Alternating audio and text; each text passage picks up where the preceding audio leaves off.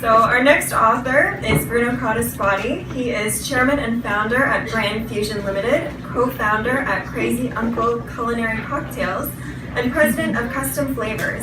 Over the past 20 years, he has crafted and launched over 100 unique retail food products into the Canadian and US marketplace. Food Fight Inc. is a colorful collection of his sweet successes and sour lemons in his 2-decade-long efforts to bring unique retail food products to the marketplace.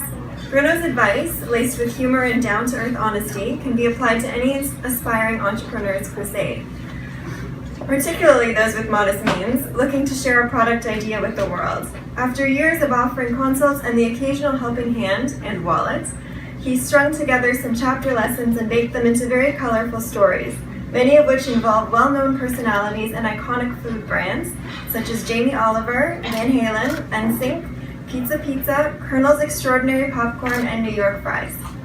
Hoping that other food business fanatics will learn something valuable from his victories, and more importantly, from his fiascos, Bruno peels back the onion layers to uncover the mysteries of the retail food industry. Please welcome Bruno Caudispati.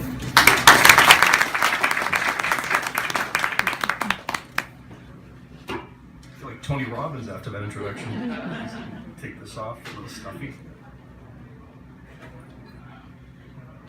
All right, so good afternoon, everyone. My name is Bruno Caudispati, and over the past 20 years, I've created, in most cases, have financed and launched over 100 unique product concepts into both the Canadian and the US marketplace. You may recognize some of the brand horses in our food stable. Our most popular, Colonel's Extraordinary Popcorn. By the way, Adele, I love that poem on popcorn. That spoke to me. Crazy Uncle. Hard soda for grown-ups was actually one of the LCBO's most popular product launches last year. Hard as an alcoholic. This is actually the cream soda, hard cream soda. So about the book. The book is 34 short story chapters, which chronicles the many product launch escapades that we've had over the years. It serves to unearth the obvious and the hidden lessons. There's a lot of fun and a lot of color to keep the readers interested as they're learning. My little brother is also my business partner, and we love to laugh hard all day in the office. I mean, sometimes it gets out of control, it's criminal, but we also try very hard to do what's right. So there's a lot of heart and there's a lot of humor baked into the stories. I've tried to be as open and honest and revealing as possible. Along with the many documented wins, there is a bushel full of really sour lemons. And sour lemons to me are the ugly and embarrassing failures that I think most people wouldn't want to talk about. I tend to think that people like and learn from the real stink bombs more than they do from the victories. You know, you tend to remember more and learn more when you lose a lot of money. Over the years, I've spoken with so many aspiring food entrepreneurs looking to break into the industry. Just this past week, I spoke with a very passionate but frustrated mom/chef that's recently come to Canada from Italy. She's frustrated because she can't give her kids Nutella sandwiches for their school lunch because, of course, Nutella is not nut-free. So she's hell-bent on trying to create this nut-free Nutella, which, great idea. I spoke with a very passionate Indian cookbook author who's really excited to bring her family's recipes to retail. So, you know, after time, you begin to really recognize the patterns. Almost all of the questions and all of the challenges are the same. You start to see the paths that lead to probable failure, and you start to see the roads, you know, that keep you moving along. And after 20 years of playing the game, we've picked up a little know-how and a lot of patience, so we're able to steer clear of the many pitfalls, which incidentally was the resolve for writing the book. Food fight, the word food fight really refers to the fact that it is a hard and constant battle of a repetition. And it refers to the reality that you're going to get knocked down and knocked out a whole lot before you find that small opening to throw your knockout punch. You've got to use those sour lemons to fuel your next mission. The message is you cannot stop swinging after 20 strikeouts, because it might be that 21st swing that gives you your home run. After all these years, I still love what I do. I still catch a huge buzz from coming up with a concept and then sketching it on the back of an envelope or on a cocktail napkin, and then eventually seeing it up on the retail shelf a couple of years later. I'm addicted, I know this, I'm addicted to three things: good chocolate, good coffee, and a good napkin sketch. So I'd like to read the preface from the book, which in a word describes my life, the impetus for the book, and a typical day at the shop.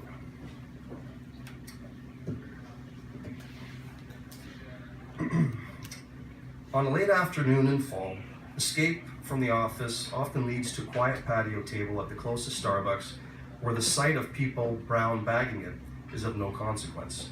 The surprise interruption of my solitude with one said brown bagger would demand my time and attention. The man sliding up to my table has obviously other intentions than to take delight in his homemade lunch, and his introduction to me is a fully confident one. The lady in your office said I would find you out here. I understand you take popular restaurant recipes and food ideas and introduce them into grocery stores across the country. The awkward pause that follows does not deter him. You have to try one of my wife's famous dulce de leche infused mini scones. She tops them with chunks of crunchy, real Canadian bacon dunked in dark chocolate. Go on, try one.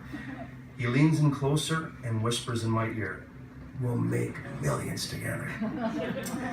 Now, aside from the fact that reaching my hand into another stranger's brown bag, however deliciously described, is beyond unappealing, I am now faced with the dilemma of the short or long answer as to how financially risky and utterly nervy his assumption really is. Where do I start? Do I tell him to take his head out of the bacon and chocolate-covered clouds and send him and his brown bag on their way?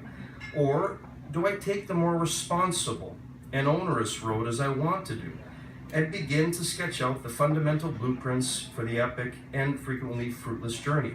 I often begin by saying, you learn more about what not to do when you lose money doing the wrong thing. And I can tell you how I've lost a boatload of it over the past 20 years playing this game of delusional buffet-sized profits. This book is a hard-earned collection of stories that have to do with being fanatical about finding the next big food and drink thing, that next sliced bread or Coca-Cola idea. It's about surprising and sometimes unplanned successes and carefully planned product launches ending in agonizing failure. Generously filled with themes of persistence and perseverance and spiked with a pinch of humility, Food Fight Inc. is a spoonful of reality mixed with sugar to make the medicine go down. In the same breath, it's a testimony baked with fundamental lessons and practical guidance that can be applied to any aspiring entrepreneur's crusade, particularly those with only modest means looking to unchain a product idea so that they can share it with the world. Regardless of the industry you're trying to break into, I hope that my adventures, particularly the brutal failures, the really sour lemons, will cause you to take a big step back to rethink your path. From crafting tequila cocktails for former Van Halen frontman Sammy Hagar to popping too much popcorn for Pope St. John Paul II, there's a little something for even the pickiest of eaters. At times, the lessons and guidance may be a little difficult to taste because they'll be soaked in tales of booze and butter, but trust me, they're in there, sticking to the sides of the bowl. Learn, respect, and practice the basics in this book, and you'll be able to make your product launch mission tastier and much more financially digestible should the souffle sink when it's pulled from the oven. As with any maiden journey, the first attempt is generally the hardest one. More often than not, it's also the most painful one. And like with most journeys, you'll begin to move faster and more freely with a knowledge of avoiding danger zones the more the road is traveled. It's nothing short of exhilarating and liberating to dream up your own product idea, sketch it out on a cocktail napkin, and then gaze up at the outcome on a retail shelf a year or so later. When you get the launch formula right, it's a beautiful thing. When you get it wrong, and chances are that you will, more than once, chalk it up as a valuable lesson learned, wipe the counter clean, and start over again. Making mistakes is not only acceptable gameplay, it's a secret ingredient. Remember, it takes repetition to build muscle. To that end, if I can save one person from betting the farm on their grandmother's secret Saskatoon berry jam, or help them in successfully selling a truckload of the silky organic sesame miso marinade they discovered in Osaka, Japan, then my food fight will have been worth it. So thank you. I want to thank Michael and Anna for the invite and for the opportunity. It's been great. If you decide to pick up the book and read it, I hope you enjoy it, and I hope you get something out of it. Thanks.